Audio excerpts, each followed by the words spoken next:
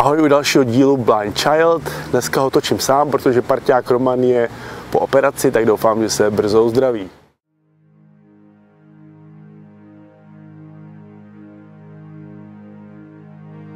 Ahoj, já teď tady sedím s Galinou a s Františkem a uděláme tady krátký rozhovor. Takže, mě by jako první zajímalo, kde a jak jste se vlastně vy dva seznámili. Kdo toho našel? Tak my jsme se seznámili vlastně přes pána Kříže, že jo? Přes pána Jiřího Kříže, který vlastně se zná s paní Galinou a se zná, protože to se zná jakoby se mnou, se s ním znám a s rodičema a ten nám paní Galinu doporučil z důvodu vlastně toho, že jsem měl problém s alkoholem. Ano. A vlastně jakoby sám se sebou jsem měl problém, jakoby cítil jsem se, že jakoby špatně uvnitř.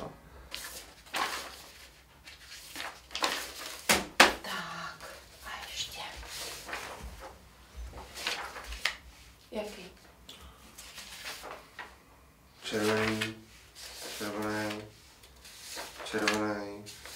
žlutý, červený, žlutý, červený, žlutý, červený, červený, žlutý, červený, žlutý, červený, žlutý. Výborně, 100%, tak.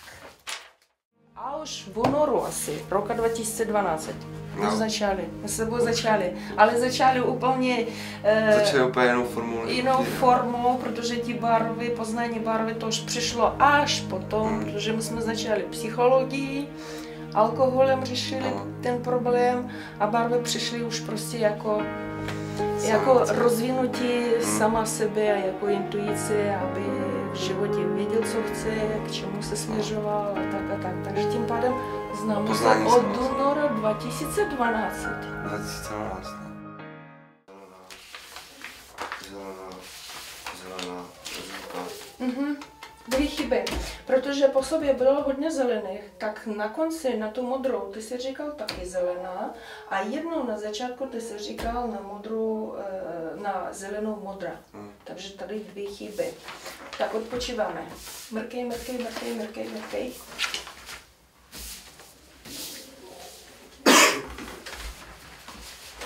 To se všechno točilo? To se všechno točilo. Mrkej.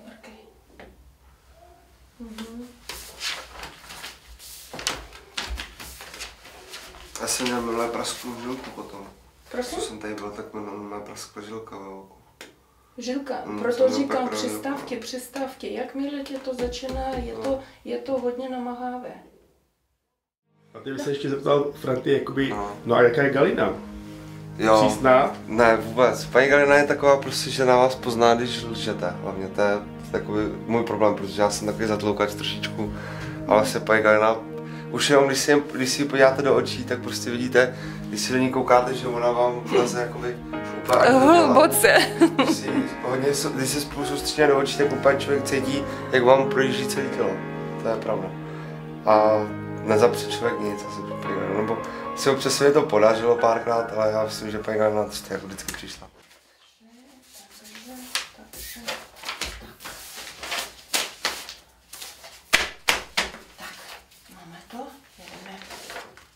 Zelená, žlutá, modrá, zelená, žlutá, modrá, Tak. modrá, zelená, žlutá, modrá, zelená. Výborně. Tak, fialová.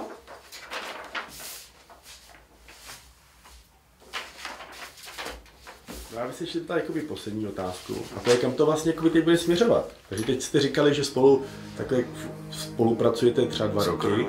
No a kdy třeba, si jakoby vymyslím za 5 let, jakoby to, kam to vede? No, budu moc ráda, když Franta, všechno, co my tady děláme, to všechno do sebe jako veme opravdu a bude mít takový základ, aby pokračovat ve svém životě a vědět co a jak, nedělat chyby.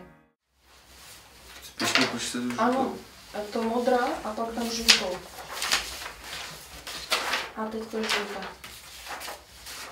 Jo, to zvládnu. Zvládneš. A nasazuj 5 barev. Červenou. No, tak. Jo.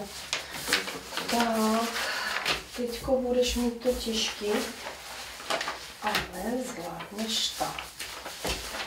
Úplně nevím, kolik čeho je, ale je to guláš.